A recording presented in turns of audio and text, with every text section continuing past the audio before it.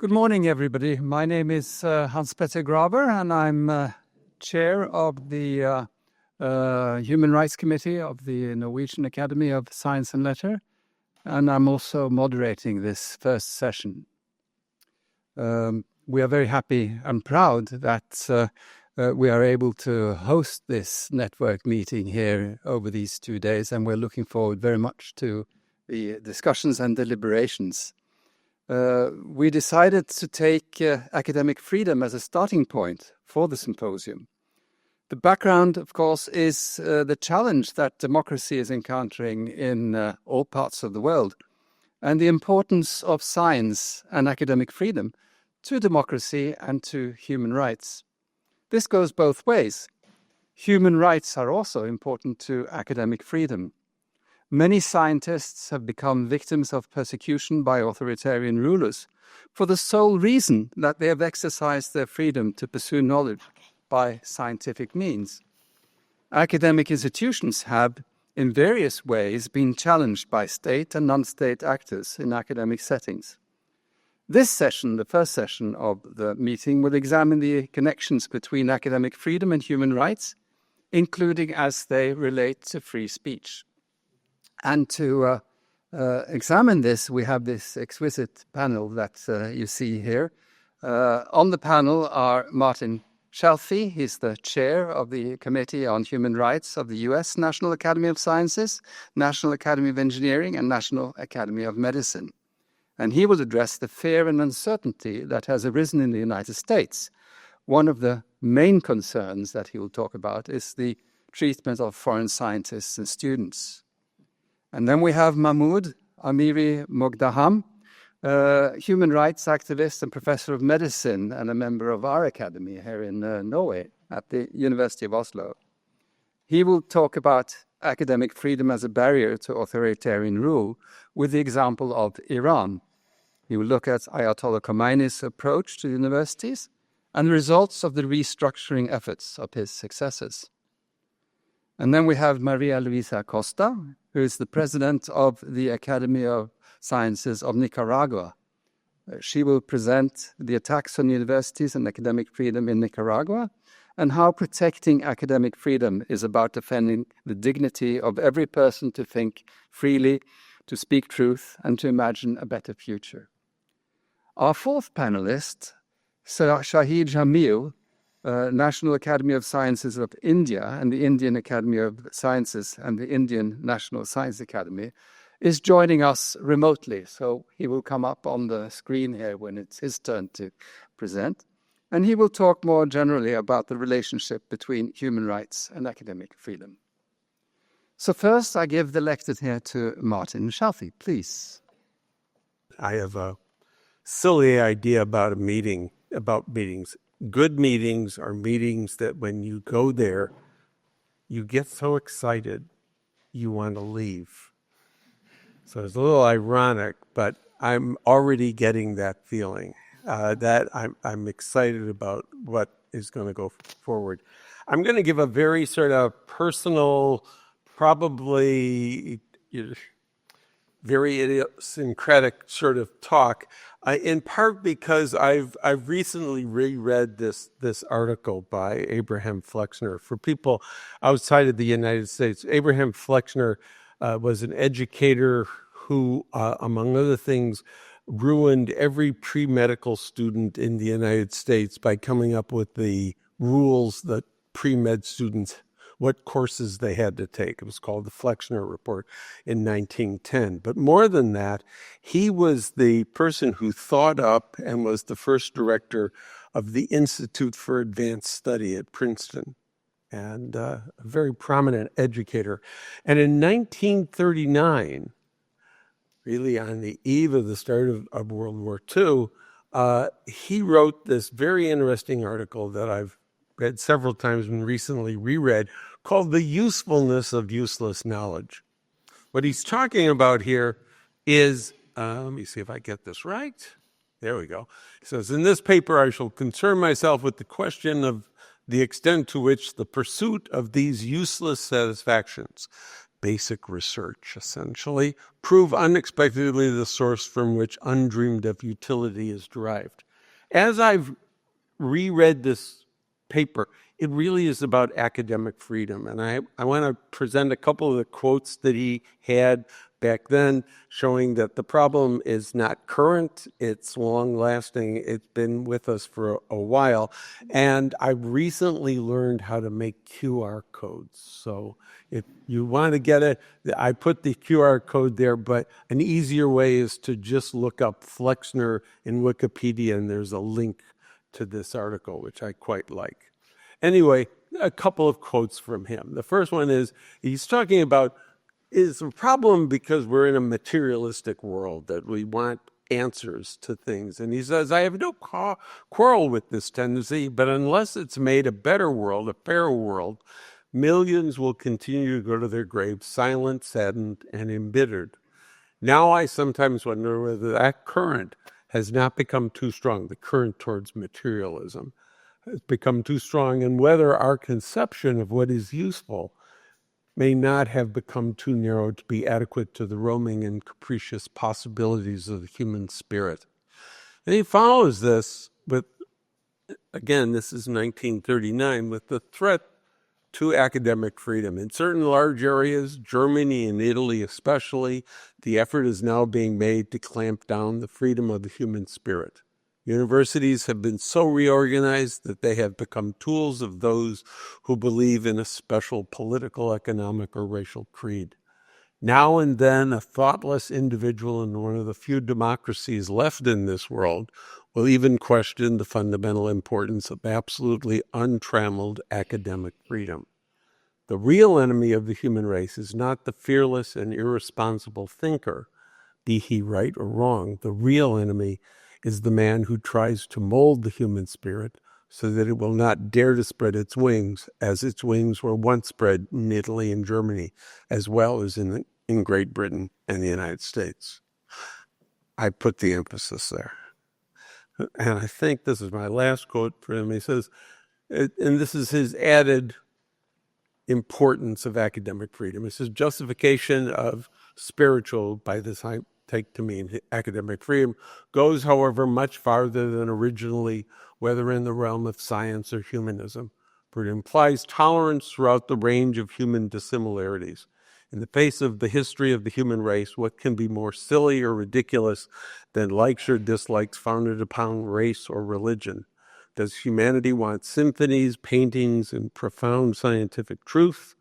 Or does it want Christian symphonies, Christian paintings, Christian science, or Jewish symphonies, Jewish paintings, Jewish science, or Mohammedan, or Egyptian, or Japanese, or Chinese, or American, or German, or Russian, or communist, or conservative contributions to and expressions of the infinite richness of the human soul?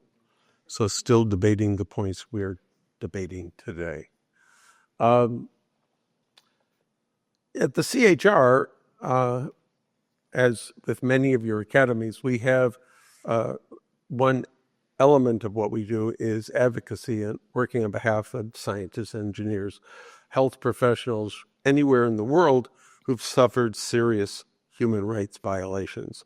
Not as we define them, but as the countries where these occur define them, either by the Universal Declaration of Human Rights or other human rights conventions that have been signed by the country or by the country's own laws and constitution. Not something that we impose from the outside, but have been part of the country's makeup. And I thought it might be useful to just look over, again, some of the really important parts of the Universal Declaration of Human Rights, which you can read on your own, but to point out that many of these, unfortunately, are being abused all the time, and several of them are really affecting us in the United States right now. So I want to talk a little bit about that. The activities in the United States have been many and varied and had, in my mind, quite horrible consequences.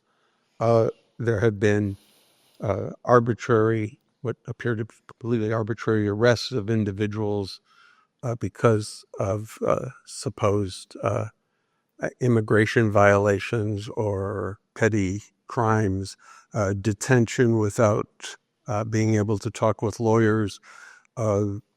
There's been a lot that has happened that we've been frankly appalled about with regard to how non-U.S. citizens have been treated. And even cases, as some of you know, we have a very dynamic candidate for mayor in New York City who was born in Uganda, became a naturalized U.S. citizen in 2017. And periodically the government says something about taking away his citizenship. It's more a threat. I can't even imagine how that would happen, but one can never tell these days, unfortunately. One of the things other than that's been done, I think for myself, I've been most surprised at how things have been weaponized and what has happened over the last half year or so. And one of the most appalling to me, among the many appalling things, was book banning at the Naval Academy. We define Pehrsen as being adult when they're 18, and anyone who goes to college is usually 18 or older. And all of a sudden, the Secretary of Defense decided that there were 381 books that these adults could not read anymore. And as it says, they're books critical of racism. So midshipmen in the U.S. Naval Academy can check out copies of Mein Kampf by Adolf Hitler, but not I Know Why the Caged Bird Sings by Maya Angelou, or the one of somebody I know, a really spectacular scientist, Ben Barres, who wrote and published in 2020 his book entitled Autobiography of a Transgender Scientist. Just took them out, left them. I think what they're doing is where they have some sort of say, such as at the military academies, as opposed to all of the books, they're taking them out where they can. And I find that very disturbing and hope it does not proceed other than that. But I think one of the biggest problems is fear and self-censorship. As many of you probably know, Columbia University had had quite an experience with the federal administration and came up with a settlement that we still don't understand. We have, people I know and I have read the entire settlement. What we don't know is what it means. I'm going to give you one example. In part of the settlement, it says they have to establish an office that will deal with complaints of harassment to Jewish and Israeli students. But there's nothing in the document that says that they can't also set up a similar organization for Palestinian and Muslim students. But the university hasn't said anything. So it's not that it's excluded, it's just, will they step up to do this? Again, this is my opinion about this. And another example taken also from Columbia, I think, of this fear and self-censorship is because of that agreement. One recently retired professor, Rashid Khalidi, decided he was no longer going to teach his course because he felt that he was restricted in the course. As far as I know, no one has ever been told what they can and cannot teach or anything. And so I somewhat think this is a case, at least as far as I know, of self-censorship, keeping himself away. And I think this is the problem we're facing at many institutions that are feeling the wrath of the government, that there are people taking initial reactions. One of them, there was a nice article in the New York Times, which I entitled this "Fly the Root of All Evil," because I think this is really a main cause of this. They are using money as the weapon. And unfortunately, people are falling in line. And this one quote about the 9 major law firms that have already made agreements with the government in return of the concession, Trump revoked his executive order against the law firm Paul Weiss that would have suspended its security clearances, restricted its access to federal buildings. I don't think either of those are important. I think what's important is, and threatened its contracts with the government. The 8 other law firms struck deals preemptively to avoid being subject to similar executive orders. Right now, we're seeing a lot of people, a lot of organizations rolling over. One of the questions virtually every biological scientist in the United States has asked is why aren't the pharmaceutical companies and the biotech industry, why aren't these people not saying a word? And the problem is, my understanding is they are so afraid they will never get any drugs through the FDA if they say anything, and they have just been silent. So there's this self-censorship, and there's this silencing, and it's very, very upsetting. What about the future? I've sort of just 2 thoughts here, because I think we're going to discuss the whole time here what the various ideas are. The first is that the activities in the U.S. is, I would say, another lesson for all of us. The question is not how can academic freedom be preserved in the U.S., but how do we all protect ourselves? This is not, it's in a sense, another wake-up call that we are all subject to this horror that we're starting to see unfold.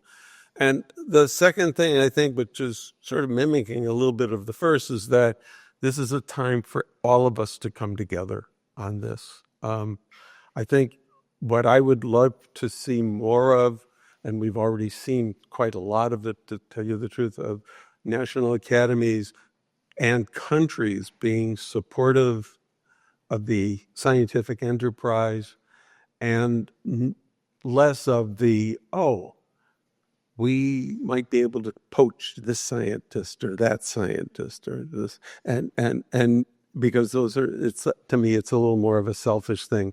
I think this is a time we really have to all come together. So thank you very much. I must say it's amazing. 2 years ago when we planned this, if I'd heard this recount from the Americas, I would have thought it was a person from South America, not from North America. So it's amazing what's happening. Now it's Mahmood, it's your turn, so please take the lecture. Good morning, everybody. I am Mahmood Amiry-Moghaddam, professor at the University of Oslo and also director of Iran Human Rights Organization. I was asked to tell my personal story, but I mean, from Iran. I was very young when I was in Iran, but I still remember something. But I will try to. You will probably hear many similarities, which is again very worrying, because the changes, the authoritarian changes, they come very gradually, and one day you wake up and you see that the democracy, freedom, academic freedom that you had is not there anymore, and then ask yourself, how did it happen? I think that academic freedom is a good indicator of the human rights situation in a society in general. When academic freedom is restricted, broader human rights violations are often present. And one can say that academic freedom is the major obstacle to authoritarian rules. That's why I have chosen this title for my talk about Iran.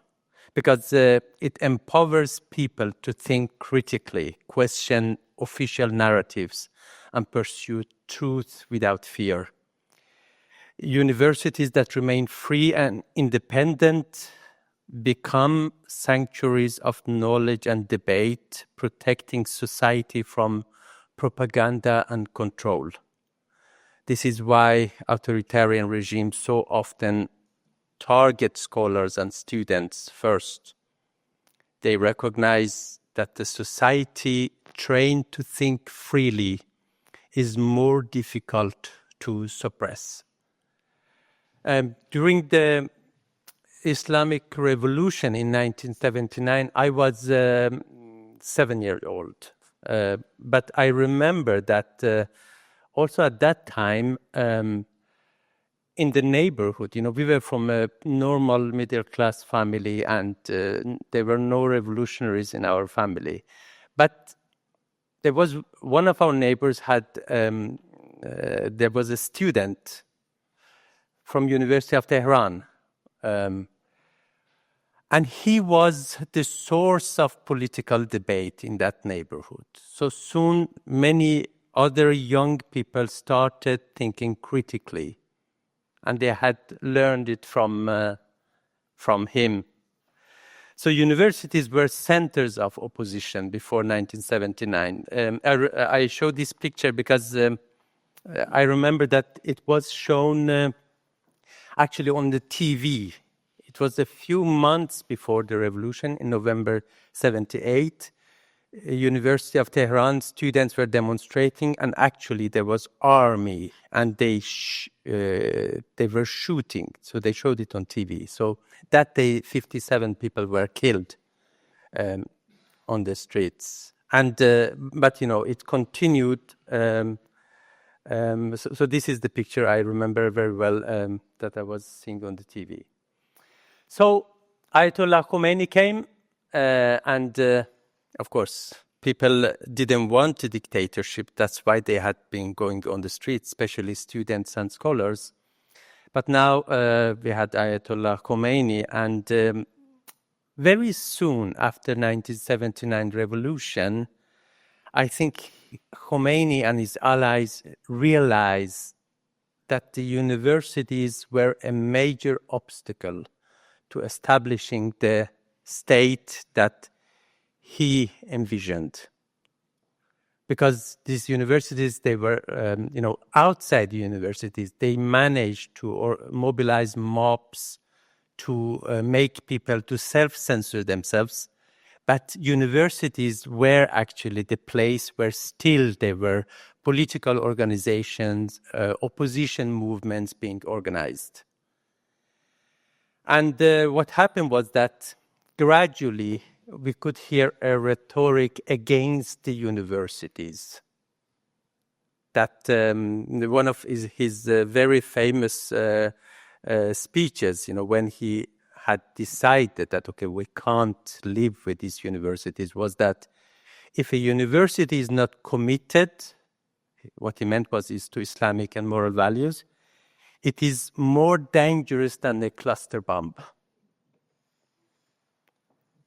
And in the same, it was in December 1980, so less than a year after the revolution. And another thing in the same speech was that all the disasters that have befallen humanity originate from universities, particularly from academic specializations pursued without ethics or religious commitment.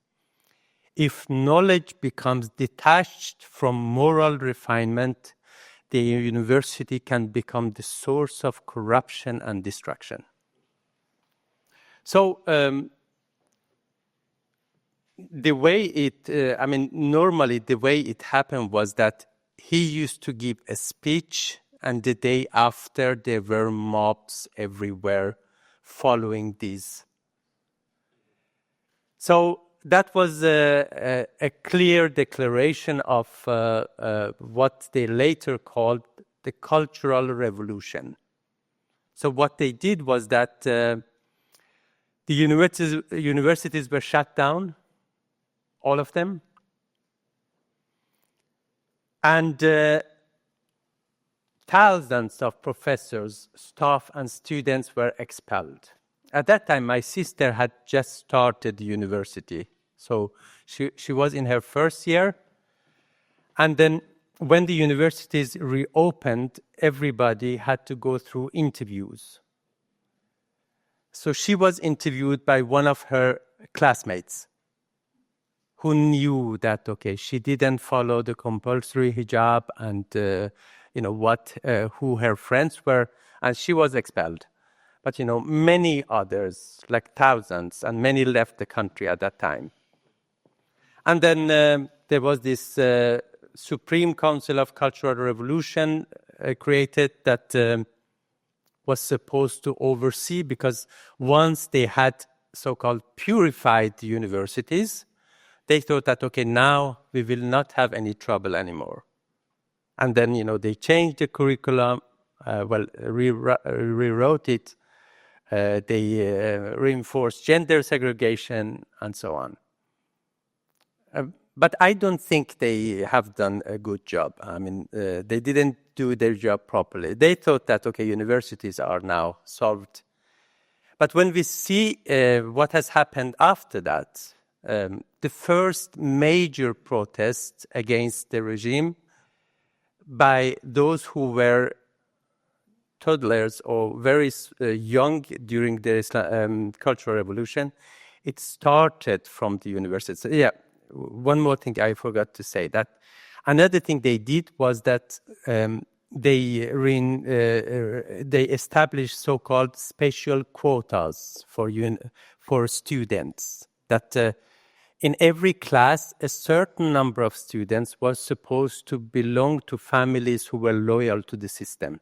In that way, they could be everywhere, not only in the curriculum, but also present everywhere.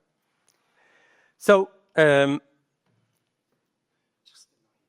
deny it? I normally allow. Okay. Shall I change the password? No, okay. So this is the first major student movement, student protest, 1999, started from the universities, and since then, every major protest either starts from the universities or universities play an important role.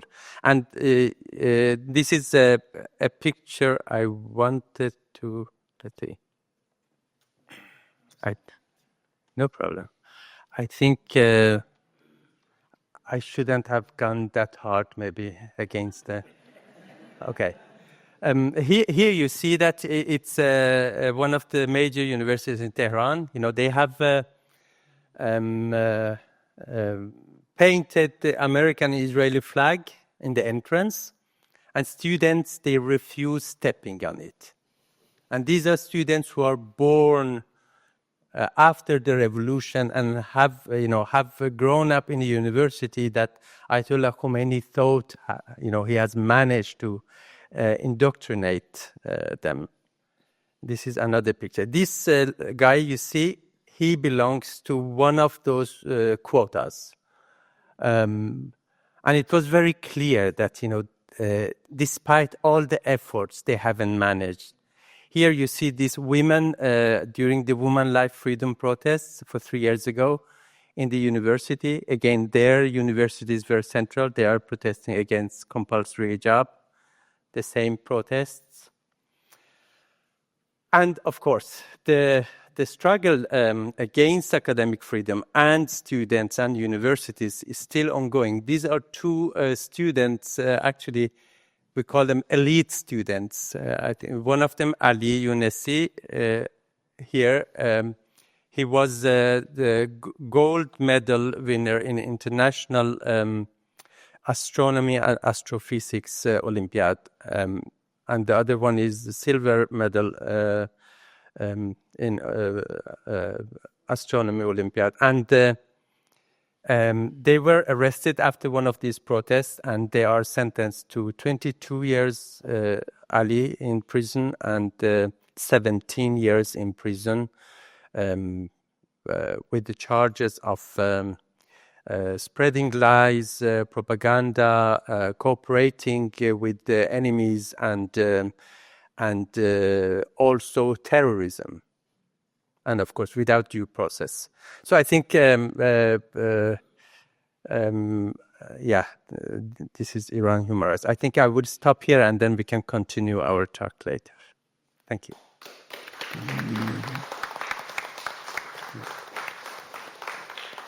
Now I give the floor to María, please. Thanks, your turn. Thanks for inviting me and giving me this opportunity to speak on this important panel about relationship between human rights and academic freedom. For me, this is not an abstract issue. This is lived experience. I am from Nicaragua, a country where the independence of universities and schools has been gravely attacked, especially since the civic uprising of 2018. These events have shown in stark terms how deeply academic freedom and human rights are intertwined, and how fragile both can be when power is used to silence. Why academic freedom matters?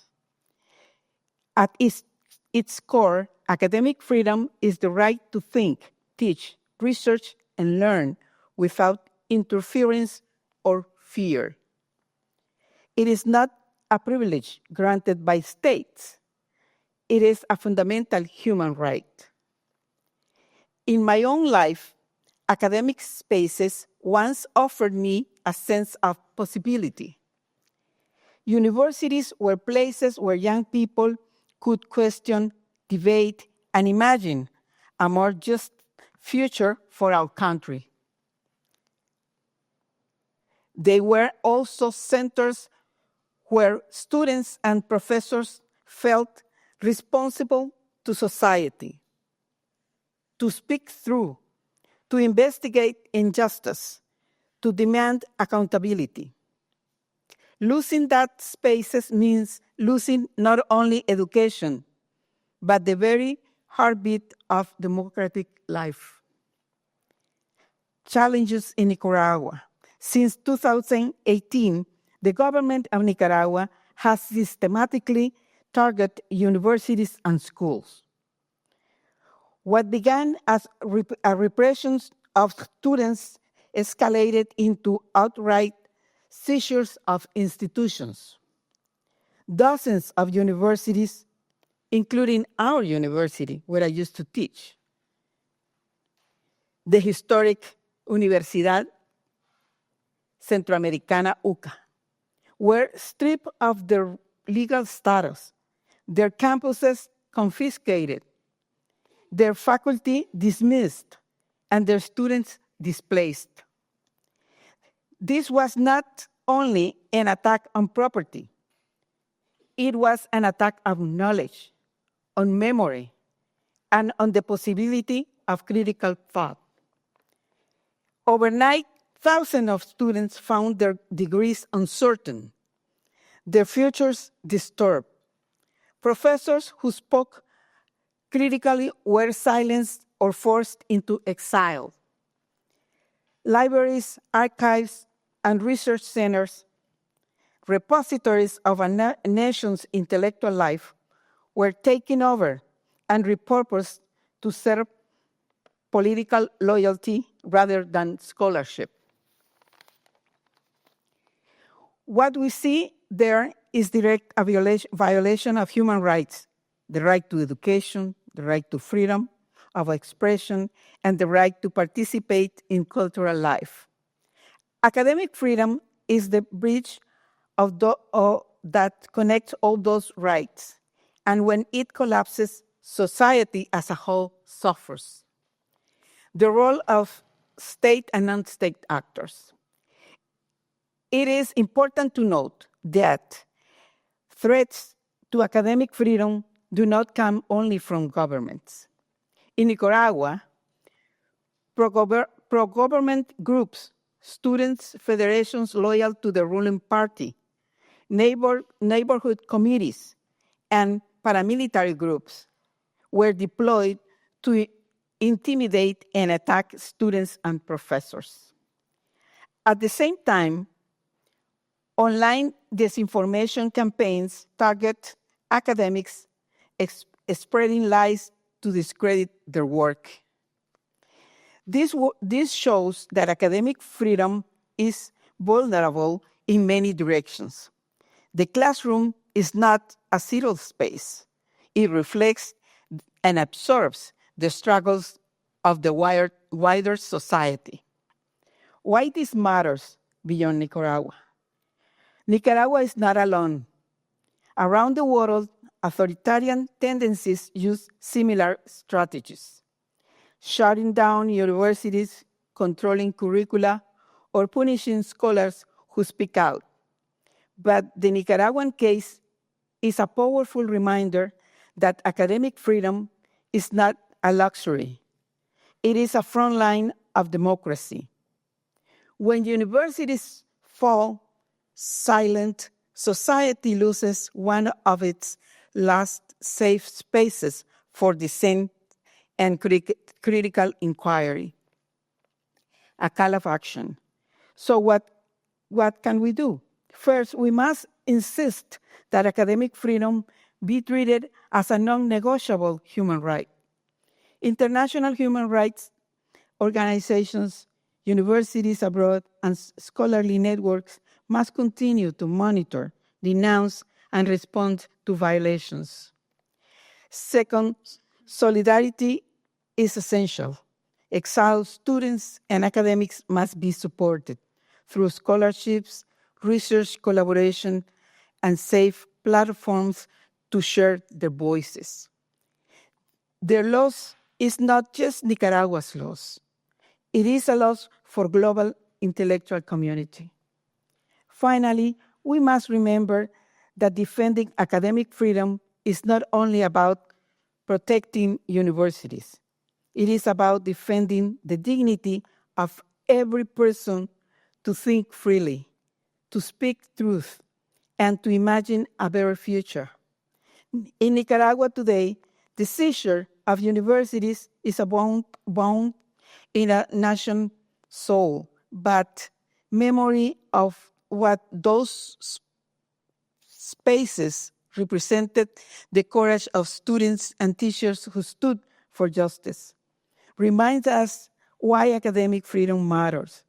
It is the breath of democracy, the guardian of human rights, and the promise that knowledge will not bend to fear. Thank you.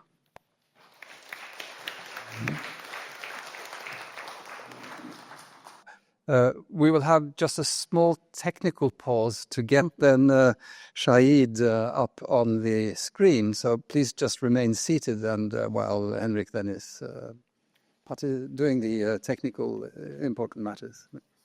I have not heard what the other analysts have said, but I guess I will address two main issues. The first one relates to whether academic freedom is directly linked to innovation and improved quality of lives. And when people have the freedom to explore, when they have the freedom to think and write and discuss, new ideas come. And those new ideas lead to innovations, and those innovations have generally improved the quality of life for us humans. And one can cite examples all the way from Galileo and his theory of heliocentrism, all the way down to artificial intelligence and machine learning. And in between, you have the theory of evolution, you have quantum theory, you have the development of molecular biology, so on and so forth. But the question I'm asking is it a one-way street? Does it always happen like this? Academic freedom and the potential for innovation have also curtailed human rights. And I will give you two examples that all of you would have known about.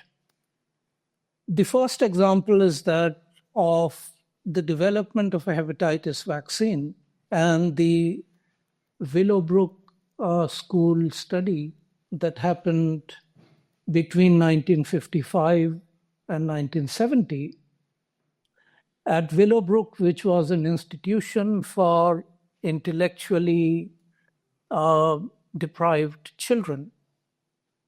Professor Saul Krugman got approval to test the idea that there were different types of hepatitis by conducting experiments on children who were in a vulnerable position.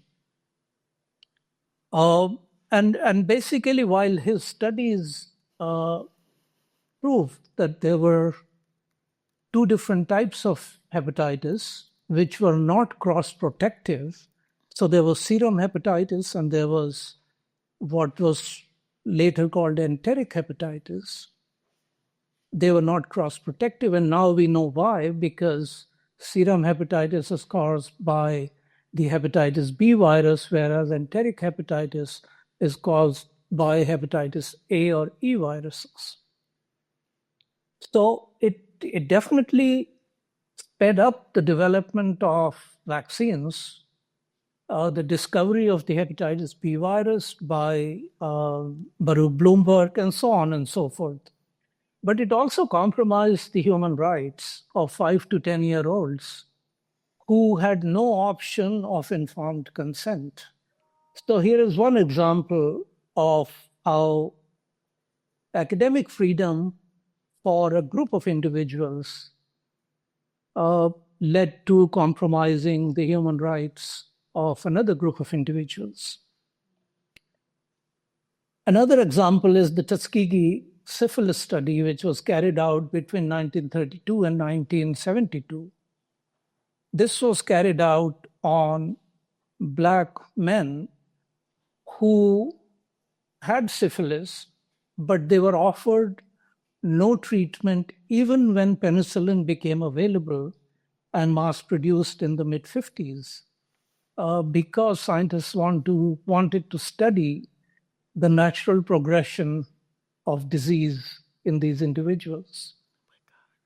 And of course, that led to these people not knowing that it was a contagious disease that they then passed it on to their wives and families. So again, while it increased the knowledge base for the natural history of disease, it led to compromise of human rights of these individuals.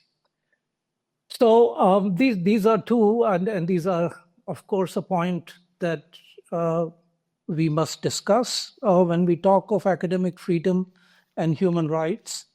But these also progressively led to what we have informed consent today and protection for human rights. That's how things have evolved. The other question that I was asked to address is whether I have personally faced any limits to academic freedom. And I have not. I trained in the US in the mid-80s, and I spent all my research career in India training students, carrying out research on human viruses, but also writing about public health, especially during the COVID pandemic. Yes, COVID was a bad time, and all kinds of freedoms were curtailed during COVID. But personally, in my academic environment, I never felt any loss of academic freedom. Having said that, I do note with with concern that over the last maybe 10 years or so, India has consistently fallen in the academic freedom index. And we are at a point now which is not very far off from the academic freedom index estimated for India before we became independent in 1947.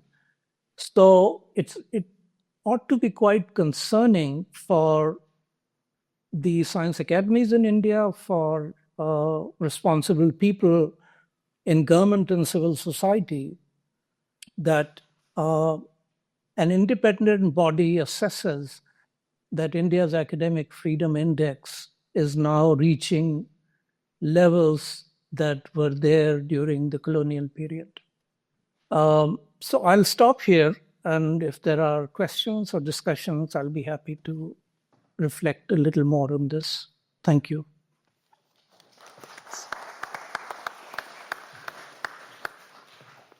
So thank you very much to our wonderful panelists. Thank you.